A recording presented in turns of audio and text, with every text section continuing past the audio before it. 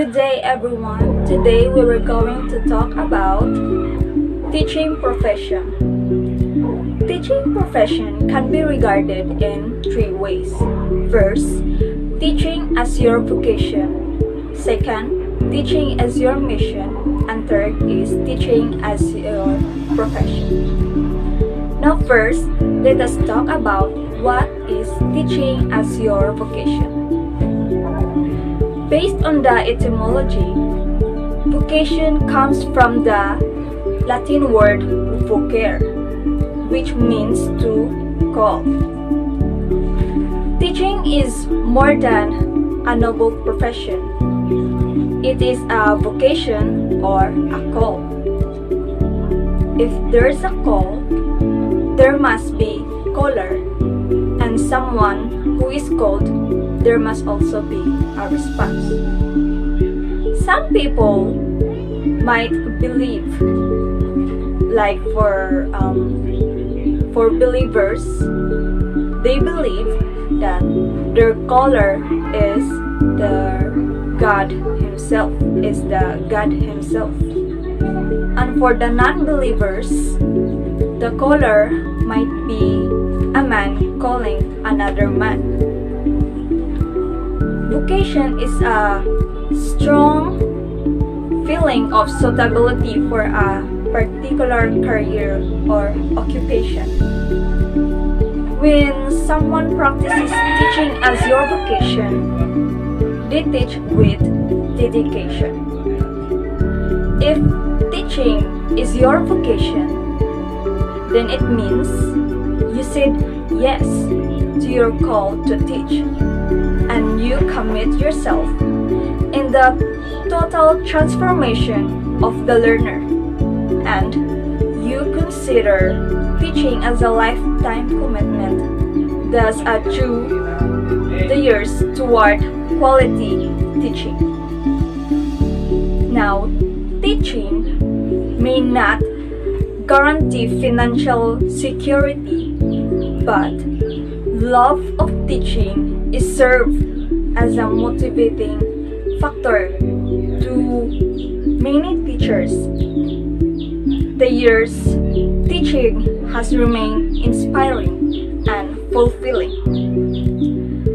In summary, vocation is only for some who are really dedicated, or just to work but also to serve other people. Have you ever dreamed of being a teacher? So, next, let us talk about teaching as your mission. Based on the etymology, the word mission comes from the Latin word missio, which means to send.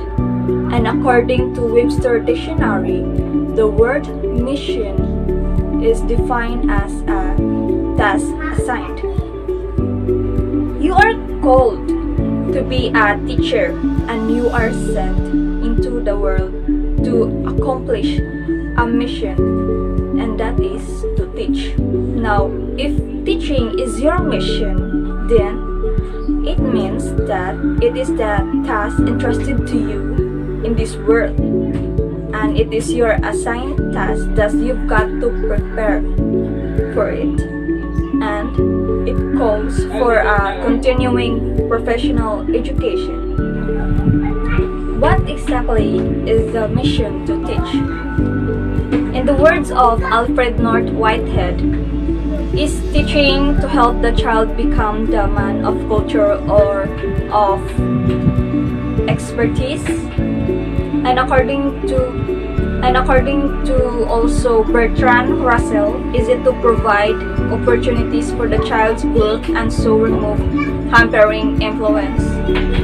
Now, to teach is to influence every child interested in your care to become better and happier, because life becomes more meaningful. And to teach is to help child become more human. So what exactly is our mission? Our mission is to be an effective educator or facilitator of learning, imparting knowledge that is not just what written in books but also in life.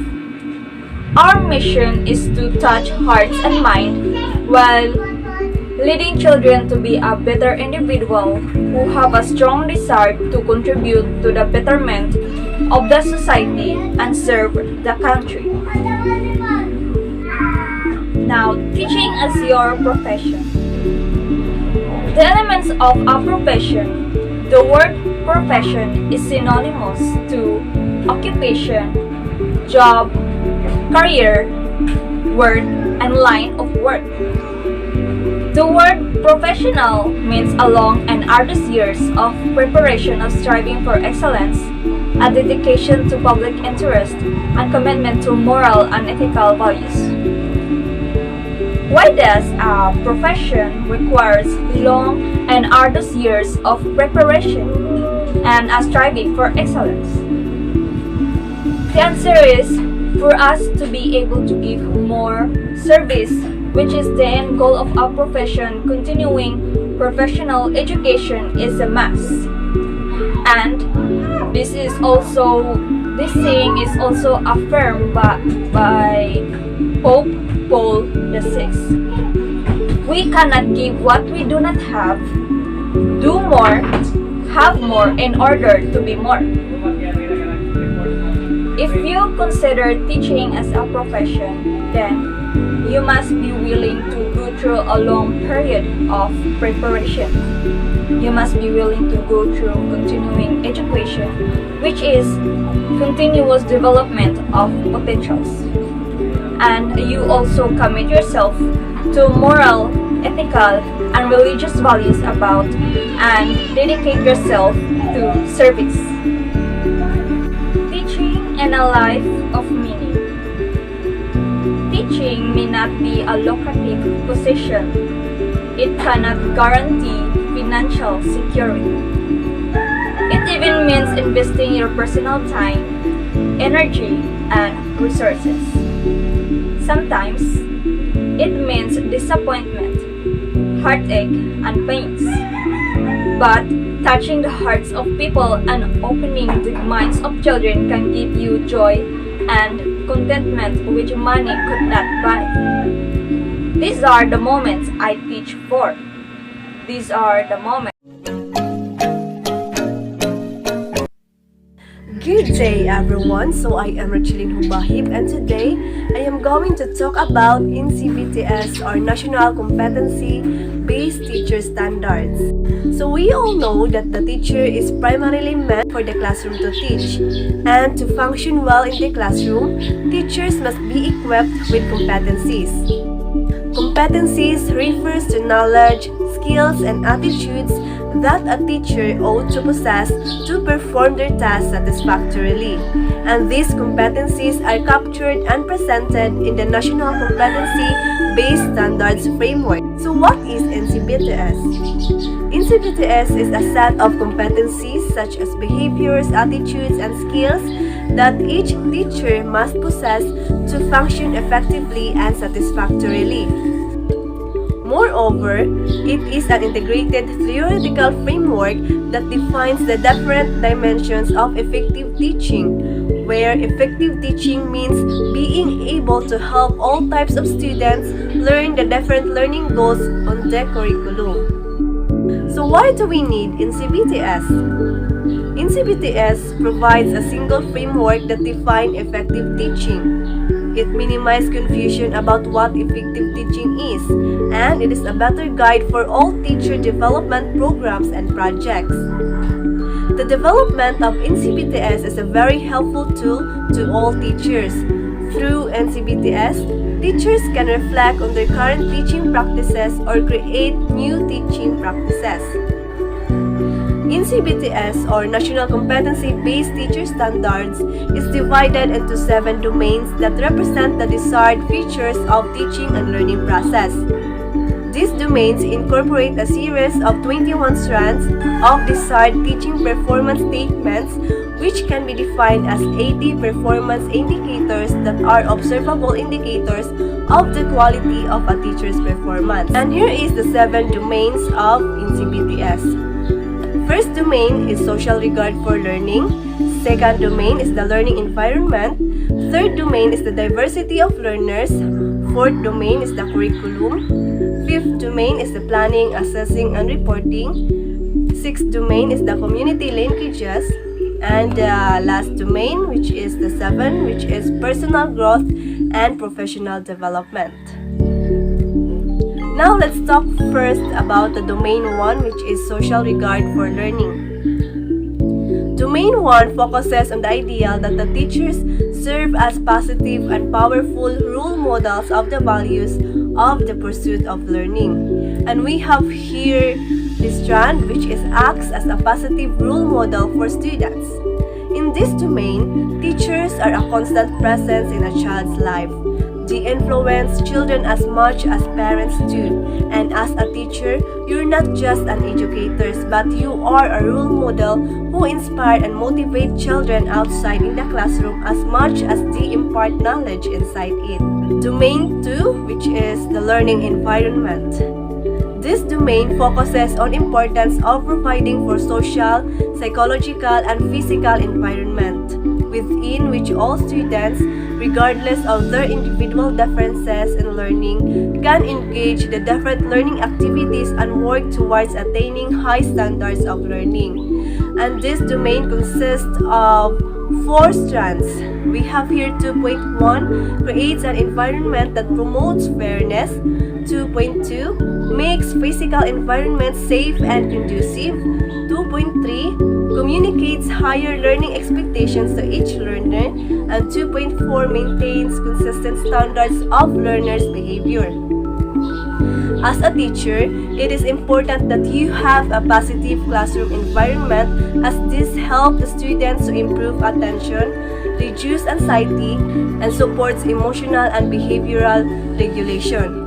When educators foster a positive learning environment, learners are more likely to acquire higher motivation that leads to wonderful learning outcomes.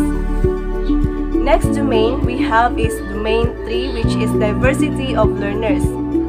This domain emphasizes the idea that the teachers can facilitate the learning process in diverse learners by first recognizing and respecting individual differences. And this domain consists of 2 strands. First is accepts the learner's background knowledge and experiences, and second is demonstrate concern for holistic development. In this domain, this means that diversity is in the classroom, and as a teacher, you need to consider the genders, races, language, backgrounds, religion, and so on. You should get to know your students, practice cultural sensitivity, and give them freedom and flexibility. Moreover, design or select learning experiences suited to different kinds of learners, acknowledge, respect every student, and treat them fairly.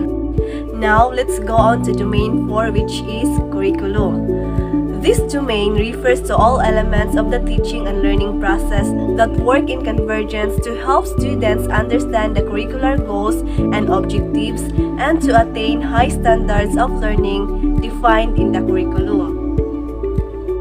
And this domain consists of 7 strands. So 4.1, demonstrate mastery of the subject. 4.2, communicates clear learning goals for the lesson. 4.3, makes good use of allotted instructional time. 4.4, selects teaching methods, activities, and instructional materials. 4.5, teacher recognize general learning processes. 4.6, teacher promotes purposive study. And the last one, 4.7, teacher demonstrates skills in the use of ICT. In this domain, as a teacher, you need to deliver accurate and updated methodologies, approaches, and strategies. You should set appropriate learning goals, establish routines and procedures to maximize the allotted time, provide activities, and use materials appropriate to the learners and to the learning objectives. Now let's go on to the domain 5, which is planning, assessing, and reporting. This domain, which is planning, assessing, and reporting refers to the alignment of assessment and planning activities. And this domain consists of 3 strands. So we have here 5.1 communicates promptly to learners, parents, and superiors. 5.2 develops variety of appropriate assessment strategies. 5.3 monitors regularly and provides feedback. There's a lot of tools in planning, assessing, and reporting. And as a teacher, you should implement instruction as planned, employs non-traditional assessment techniques such as portfolio, journals, rubrics, and so on. And you should also conduct regular meetings with learners and parents to report learners' progress. Next domain is domain 6, which is community linkages. The domain of community linkages focuses on the ideal that classroom activities are meaningfully linked to the experiences and aspirations of the students and their homes and communities. And this domain consists only one strand, which is establishes learning environments. We all know that school is a part of community. Therefore, we need to have a great linkage with the community, families, or stakeholders. Example for this is participating in community activities that promote learning. And through this will increase learning opportunities for students. And the last domain that we have now is domain 7, which is personal growth and professional development. This domain emphasizes the ideal that teachers value having a high personal regard for the teaching profession, concern for professional development, and continuous improvement as teachers. And this domain consists 3 strands, and these are 7.1 takes pride in the novelty of teaching, 7.2 builds professional links with colleagues, and the last strands, which is attainment of professional development goals. Good teachers become great teachers by going beyond the call of duty and beyond the textbook. To do this, he or she must continue their education. As a teacher, you should attend professional development workshops, seminars, or conferences. And these workshops or seminars will help create an effective learning environment, improve teaching learning situations, further enhance their overall growth and improvement, keep updated on modern instructional devices, and inspire them to become better teachers in the modern world.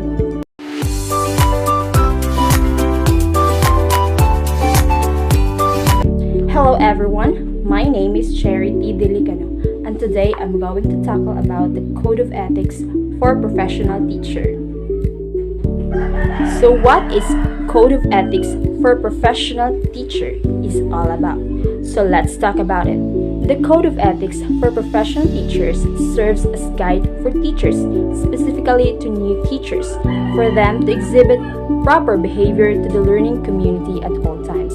It is imperative that you observe and practice this set of ethical and moral principles, standards, and values. In everyday life, you're confronted with the challenges to do the right thing. When you face with professional decisions that seem to have ethical implications, there are conditions and provisions of the Code of Ethics that will guide you to determine the best actions.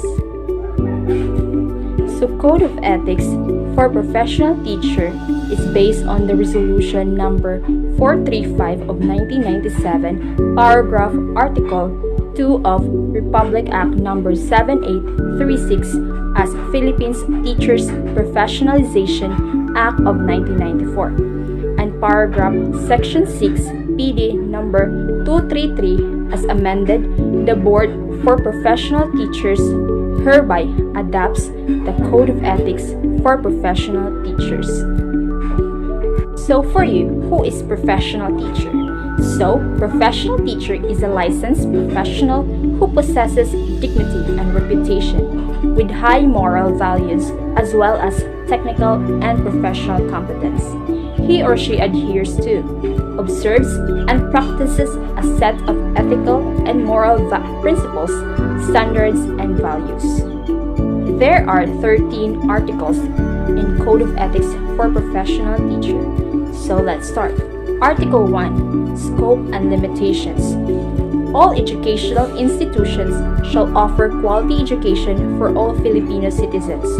This code covers all public and private school teachers in all educational institutions at the preschool, primary, elementary, and secondary levels, whether academic, vocational, special, technical, or non-formal. It shall include industrial art or vocational teachers and all other persons performing supervisory and/or administrative functions in all school at the aforesaid levels, whether on full-time or part-time. For example, is the principal and the school superintendent. So the next article is Article 2, the teacher and the state. Here, the teacher is said to build every individual's national morality to the love of the country, to the extent that they are aware of their surroundings and obey the laws implemented by the country.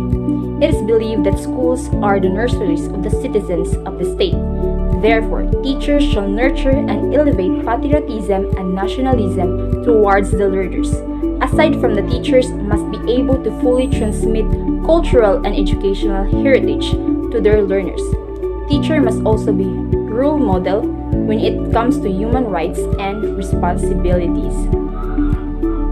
Article 3. The teacher and the community. Teacher must be able to provide an environment that is conducive to learning and growth of the youth. They are the guides of the youth to becoming better and successful people in the future. Their services aren't limited inside the classroom only, though it extends to the community. By this, they must be active as a leader in the community and must be involved when it comes to matters affecting the welfare of the people. Article 4. The teacher and the profession. Being a professional teacher is a serious matter. They must love and embrace their profession wholeheartedly. In addition to that, they must be dedicated, for it is part of their pride. Every teacher must have this attitude of having an open mind while being aware of continuous growth for betterment. Article 5. The teacher and the teaching community. Teacher must work with each other, for they make up one community. They shall be imbued with a spirit of professional loyalty, mutual confidence, faith in one another, self-sacrifice for the common good, and full cooperation with colleagues. When the best interest of the learners, the school, or the profession is at stake in any controversy, teachers shall support one another. Also, they shall refrain from any unprofessional or unethical conduct which may lead to violation of the provision. Article 6. The teacher and the higher authorities in the Philippines. Teacher must be honest and respectful. They are also expected to be knowledgeable and must understand the policies implemented in the school which they are working with. They shall not make any false accusation unless they find faults or injustice or superiors. In that case, they must speak or raise their grievances within the democratic process. Also, they have the right to seek redress against injustice and discrimination, but shall avoid jeopardizing the interest and welfare of the learners. Article 7. School officials, teachers, and other personnel. Being a teacher, you should consider your co-teachers and other personnel in achieving the goals of education. They must be treated with courtesy, consideration, and mutual respect. If teachers stand as light to the students' dark path, school officials are the ones who stand as guides of the teachers. They provide for the needs of the teacher, and they ensure that they keep the professionalization of teacher on track. Article 8. The teacher and the learner. So the teachers must be fair to their students. They shall recognize that the interest and welfare of the learners as their first and foremost concern, and shall handle each learner justly and impartially. Also, they are to ensure that the maximum development of learners is adequate. As second parents, they must extend needed assistance by preventing and solving learners' problems and difficulties. Teachers must maintain confidentiality unless a scenario warrants involvement from parents, school administration, or law enforcement, and never use relationships with students for personal gain. Article 9. The teacher and the parents. Teachers teachers must keep in touch with the parents of their learners by building a good relationship via communication. It will build a better understanding between them, which will help with the learner's development and will diminish unfair criticism. Article 10. The teacher and business. Every teacher has the right to do business as long as it's not affecting his or her work. They should also maintain a good reputation with respect to financial matters. Article 11. The teacher as a person. Teachers must always look up to Almighty God or being as their guide of their own destiny. They should also live with dignity and as powerful role model to the community. They must live with a very good personality and be an inspiration to people around them. Article 12. Disciplinary action. Any violation of any provision of this code shall be sufficient ground for the imposition against the erring teacher of the disciplinary action consisting of revocation of his certificate of registration and license as a professional teacher, suspension from the practice of teaching profession, or reprimand or cancellation of his temporary special permit under causes specified in Section 23, Article 3, or Republic Act No. 7836, and under Rule 31, Article 8 of the Rules and Regulations implementing in Republic Act 7836. Article 13. Effectivity. This code shall take effect upon approval by the Professional Regulation Commission and after 60 days following its publication in the Official Gazette or any newspaper of general circulation, whichever is earlier.